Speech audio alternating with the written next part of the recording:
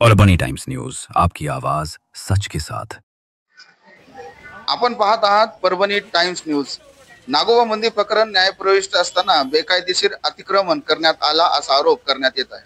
Advocate Imtiaz Khan यांनी परभणी येथे upper मुख्य सचिव तथा परभणी पालक सचिव दीपक कपूर यांची भेट घेऊन नागोबा मंदिर प्रकरणात चौकशीची मागणी केली आहे। पाहूया सविस्तर वृत्तांत।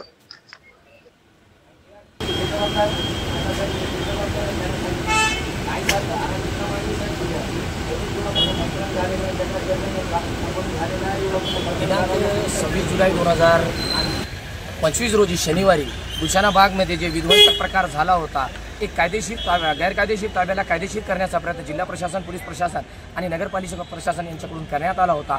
त्याला वाचा फोडण्यासाठी आज मी आपले परभणी जिल्ह्यात आलेले अपर मुख्य सचिव महाराष्ट्र शासन तथा आपल्या परभणी जिल्ह्याचे पालक सचिव दीपक कुमार साहेब यांना जिल्हाधिकारी कार्यालयात भेट घेतली आणि त्यांना सगळं प्रकरण सविस्तर सांगितलं की साहेब कशा प्रकारे जिल्हा प्रशासन, पोलीस प्रशासन आणि नगरपालिका प्रशासन या गैरकायदेशीर ताब्यांना कायदेशीर करण्यासाठी कशा प्रकारे त्यांनी एजन्सीच एक प्रकारे जणू उघडली आहे। परभणी जिल्ह्यात जगात जर्मनी आणि भारतात परभणी दाखवल्यासारखं आहे। एक उदाहरण त्यांनी दिलेलं आहे की तुम्हाला जर गैरकायदेशीर ताबा कायदेशीर करायचा आहे तर आमच्याकडे या, आम्ही तुम्हाला ताबा घेऊन देतो, पोलीस बंदोबस्तात ताबा घेऊन देतो।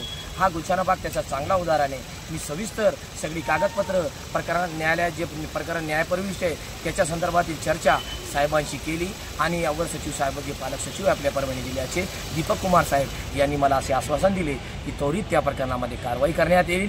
त्यावेळेस इथले अप्पर जिल्हाधिकारी आणि जिल्हाधिकारी साहेब स्वतः तिथे उपस्थित होते। त्यांनी सांगितले की आमची ही चौकशी सुरू आहे, 2-4 दिवसात आम्ही अहवाल देतो आणि जर 2-4 दिवसात आम्हाला अहवाल भेटला नाही आणि या गैरकायदेशीर ताब्याबद्दल कारवाई झाली नाही तर आम्ही लोकशाही मार्गाने आंदोलन छेडू आणि जिल्हाधिकारी कार्यालय, महानगरपालिका यांना घेराव घालू।